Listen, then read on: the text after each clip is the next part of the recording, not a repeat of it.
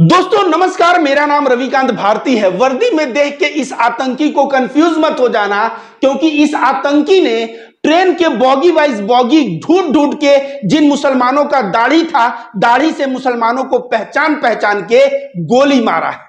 और यह गोली मारते समय योगी और मोदी का नाम लेके गोली मारा है। दोस्तों आप ही बताइए, अगर कोई मुसलमान अल्लाहू अकबर का नाम लेके कोई कत्लेआम कर देता तो वह खबर मुझ जैसे रविकांत भारती जैसे लोगों को दिखाने की जरूरत ही नहीं पड़ती। गोदी मीडिया पूरा मोर्चा संभाल लेता और संभाल के कहता मुसलमान आतंकी जिहादी फलाना ढिकाना। लेकिन आज योगी और मोदी का नाम लेके मुसलमानों को दाढ़ी से पहचान पहचान के ट्रेन के डब्बे में कत्लेआम हुआ है।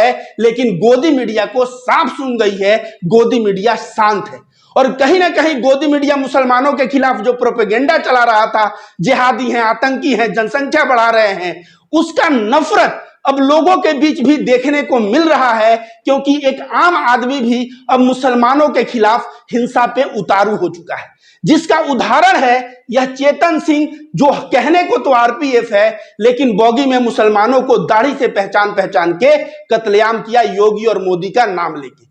दोस्तों अब आपके मन में यह पूरी कहानी को जानने की उत्सुकता होगी, तो आइए मैं बताता हूं। चेतन सिंह यह हाथरस का रहने वाला है, आरपीएफ का जॉब करता है। एक ट्रेन जयपुर से महाराष्ट्र आती है, उसी में यह ड्यूटी कर रहा होता है। और इसी के साथ उसके सीनियर टीकाराम मीणा ड्यूटी कर रहे होते हैं उसी ट्रेन में। जब ट्रेन सुबह 5 बजता है तो उस वक्त टीकाराम मीणा और चेतन सिंह, इन दोनों में बहसबाजी शुरू होती है। और बहस किस बात को लेके?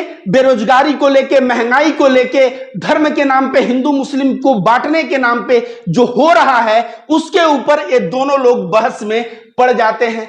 बहस में पड़ने के बाद सुबह जब 5 बजता है तो चेतन सिंह अपना बंदूक निकालता है और बंदूक से ऐसा गोली मारता है कि यह जो है टीकाराम मीणा वहीं के वहीं इनका डेथ हो जाता है।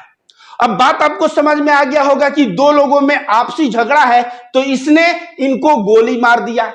उसके बाद इसके दिमाग में मुसलमानों के खिलाफ इतना नफरत है, ऐसा कीड़ा है कि यह बॉगी के अगले बॉगी में गया, उसके अगले बॉगी में गया और ऐसे करते करते पेंटीगार तक गया और वहां दाढ़ी से मुसलमानों को पहचान कर करके 3 मुसलमानों की भी इसने हत्या कर दी। अब सोचिए, कोई मुसलमान सुबह 5 बजे उठा, अभी सोच रहा है मैं ब्रश करूंगा, दाढ़ी रखा है, यह बंदा आया और गोली मार दिया। और गोली मारते वक्त विधिवत वहां जो लोग दाढ़ी नहीं रखे हैं, जो लोग शकल सूरत से हिंदू लग रहे हैं, उनको ये हटा रहा है कि आप लोग हटिए यहां से, और गोली मार रहा है। आपको पता है गोली मारने के बाद लाशों के बीच खड़ा होके यह कौन सा डायलॉग मारता है? शायद आप सुनेंगे तो आपको आश्चर्य में पड़ जाएंगे कि यह कौन सा डायलॉग मारता है। वह डायलॉग तो हम लोग सुनेंगे, लेकिन पहले उन मुसलमानों के नाम जान लीजिए जिनका कत्लेआम दाढ़ी से पहचान इस जो है नफरती चिंटू, यह आतंकी मानसिकता का व्यक्ति चेतन सिंह ने किया है। देखिए लिख रहा है चेतन सिंह 34 वर्ष का है, शॉर्ट डेड। आरपीएफ किसको मारा है? यह टीकाराम मीणा को मारा है, जो आरपीएफ के सब इंस्पेक्टर पद पे तैनात थे। और 3 पैसेंजर, और पैसेंजर का नाम देखिए कौन कौन सा है? अब्दुल कादिर भाई 48 वर्ष के, अख्तर अब्बास अली 48 वर्ष के, और सदर मोहम्मद हुसैन, यह 3 मुसलमानों को मार दिया। मानता हूं कि टीकाराम मीणा से इसकी बहस हुई थी तो बहस में इसने गोली मारा, लेकिन इन मुसलमानों की क्या गलती थी कि मुसलमानों को खोज खोज के मारा? और यह जो बहस कर रहा था इसको यह समझ में नहीं आया कि धर्म के नाम पे अगर मैं बहस कर रहा हूं तो सामने वाला जिस व्यक्ति को गोली मार रहा हूं वह एक हिंदू है। ये तो ऐसे नफरती चिंटू हो गए हैं कि अगर एक हिंदू मारना पड़े तो मारो, लेकिन उसके बाद 2-3 मुसलमान मारो। अपना एक आंख फूटे लेकिन सामने वाले का 2 आंख फूटना चाहिए। इन लोगों के अंदर नफरत जो है ना, इस कदर की नफरत जो है इन लोगों के अंदर हो गई है। अब आइए मैं बताता हूं कि यह बंदा का डायलॉग क्या था जब मुसलमानों को मार दिया, उनके लाशों के बीच खड़ा होके यह ट्रेन में क्या कहता हुआ नजर आ रहा है दूसरे पैसेंजर को। इस बात को थोड़ा आप ध्यान से सुनिएगा। देखिए क्या कह रहा है। पाकिस्तान से ऑपरेट हुए हैं, यही मीडिया कवरेज दिखा रही है। पता चल रहा है उनको, सब पता चल रहा है, इनके आका वहां हैं।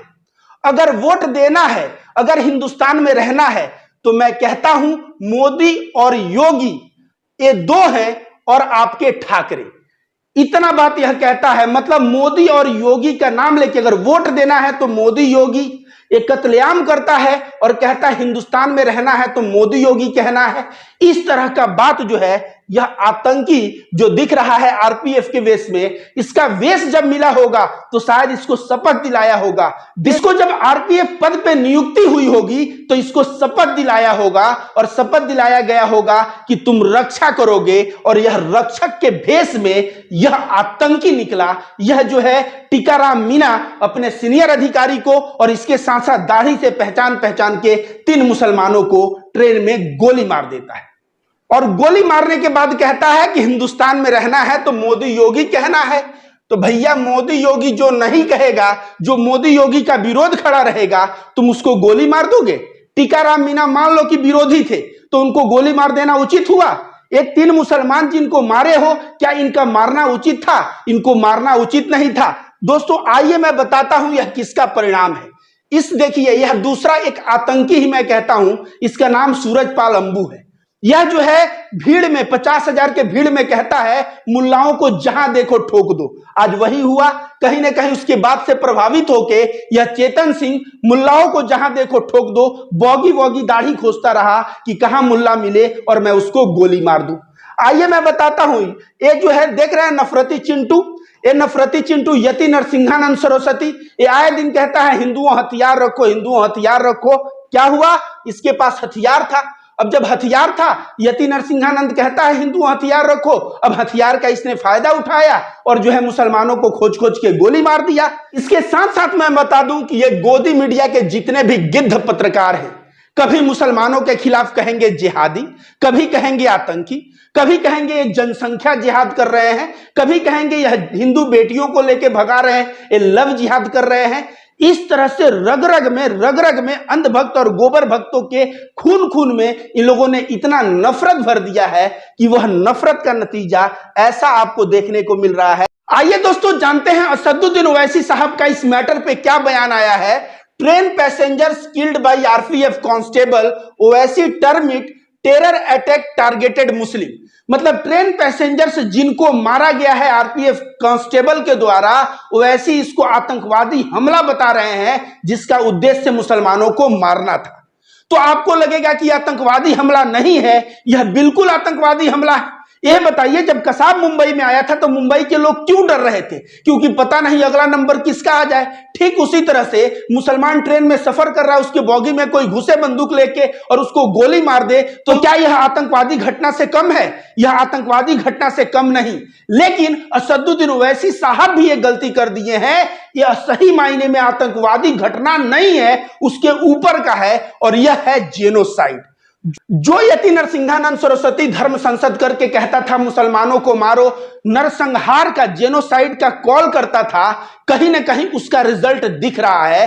क्योंकि मुसलमान सफर कर रहा है, वहां पे कोई चढ़े और इस तरह से गोली मार दे तो यह आतंकवादी घटना नहीं बल्कि यह जेनोसाइड है। जो इसने कहा था ना हिंदुओं हथियार रखो और जेनोसाइड का कॉल किया था, कहीं ना कहीं उसका नतीजा दिख रहा है और उसके नतीजे पे इस जैसे लोगों का ब्रेन वॉश हुआ।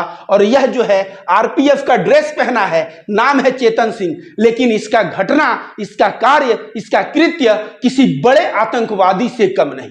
अब मैं कहूंगा भारत के सुप्रीम कोर्ट से कि इसका संज्ञान लेके इस व्यक्ति को फांसी होनी चाहिए।